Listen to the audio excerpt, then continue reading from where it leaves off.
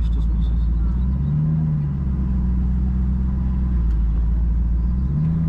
Einam link Baltojo Svirno, kas jau išlipot.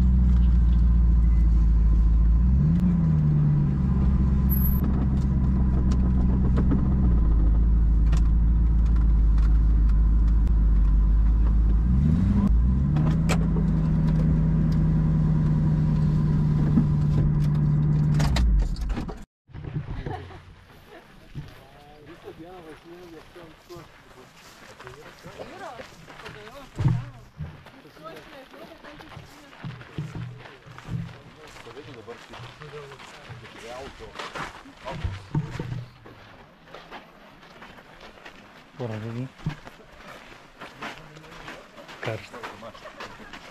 Šiandien be žodžių.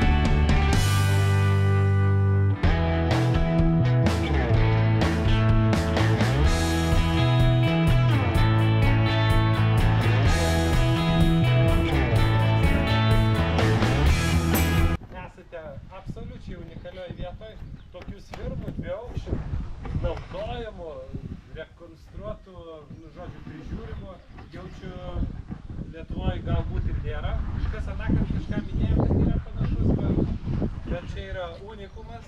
Šalia Dieveniškių kilpos yra irgi dviaukščių, beveik identiškas svirnas, tik jis bebaigiantis, sugriūti. Labai gaila, o čia yra gražu ir šitos erdvės naudojamos šventėm. Tai va, kai važiavom, galvojom, ar čia nebus, bet sekmadienio vakaras tai vargiai, ar kas nors daro. Labai džiaugiamės, kad tiek susirinkot, kad tiek pravažiavot. Mūsų širdis džiaugiasi irgi.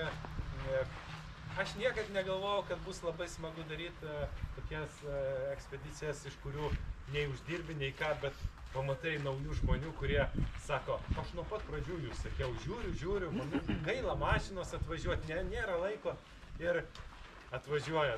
Fantastika. Arba kaip praeitą kartą žmogus, kuris mus užtiko ekspedicijoje, prisivijo kažkada naktį Žasliuose ir sako, būtinai prisijungsiu.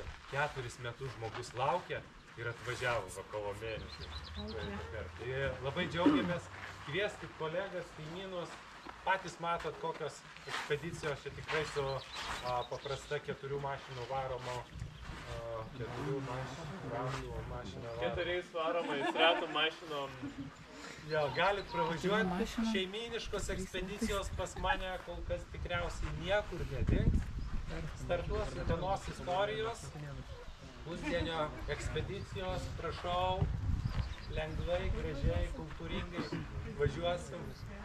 Skaitykit aprašymus, dažniausiai ten viskas parašyta. Pas Mykolą varykit, kurie norit nusivaryt. Matot, kad koks jis šiandien pavargęs po vakar dienos. Iš tikrųjų šiaip labai gerai atrodo, nieko jis nepavargęs, bet kaip 10:30 grįžęs.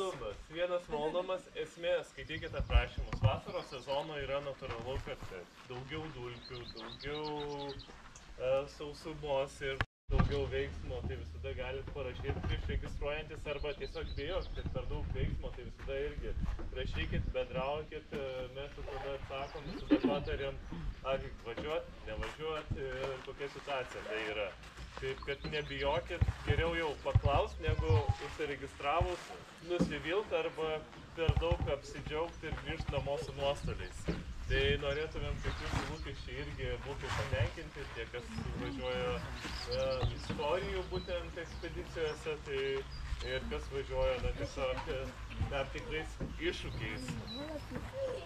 Tai va, o aš klausinėjausi apie pavalgymo vietas, tai man labai taip, nu kaip keista, aš dalinai suprantu, švenčionėliuose nėra vietos niekur, ta prasme, kaip ir to turizmo vietų, o valandėlė pavalgyti nėra.